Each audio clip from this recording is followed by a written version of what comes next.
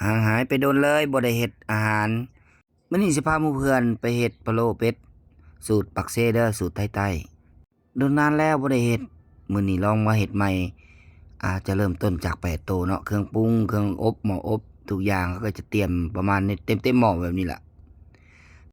อาหารทุกๆอย่างมันก็มีสูตรของมันเนาะคือกันอันนี้คือเฮาเฮ็ดเป็ดพะโล้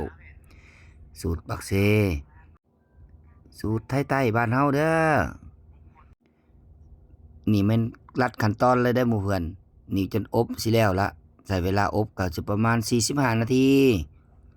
ตอนนี้กำลังตักออกหรือเซอออกจากหม้อ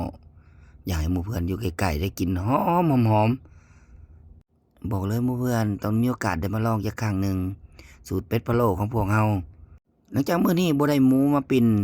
บ่มีหยังเฮ็ดก็เลยเอาเป็ดมาเฮ็ดพะโล้ขายนี่ล่ะพะโล้สูตรรสชาติกลมกล่อมหวานนำ กว่าเขาจะเฮ็ดหม้อพะโล้นี่แล้วบ่ง่ายเลยเขากะเกียมแต่เที่ยงพู้นล่ะ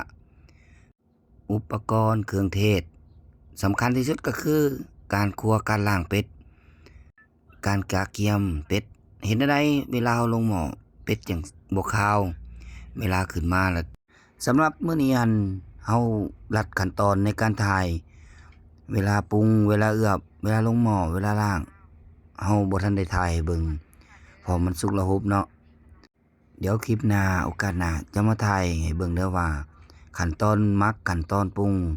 ขั้นตอนอนามัยเป็ดเริ่มต้นเราจะเฮ็ดแบบใดเฮ็ดจั่งใดเป็ดจะออกมางามแบบนี้เฮ็ดจั่งใดเป็ดมันจะออกมารสชาติกลมกล่อมแบบนี้บ่มีกักเด้อหมู่เพื่อนเดี๋ยวจะเปิดเผยเบิ่งเบิดไผที่สนใจก็สามารถเอาไปต่อยอดเฮ็ดอาชีพได้สำหรับคนที่มักรสชาติสไตล์แบบนี้เนาะเราบ่ได้เว้าว่าของเราต้องแซ่บเนื้อหมูแต่เราเชื่อว่าของเรา เวลากินกับข้าวบ่ลงใส่หมี่เป็ดบ่ลงใส่เส้นเผอบ่น้ำเผอน้ำซุปบ่โอ้ข้อยบอกโลดกินแล้วต้องติดใจผ่านการอบ45นาทีแล้วเรียบร้อยเบิดในอุณหภูมิที่เราตั้งไว้เราจะได้อยู่ประมาณนี้แหละเป็ดพะโล้สูตรปากแซ่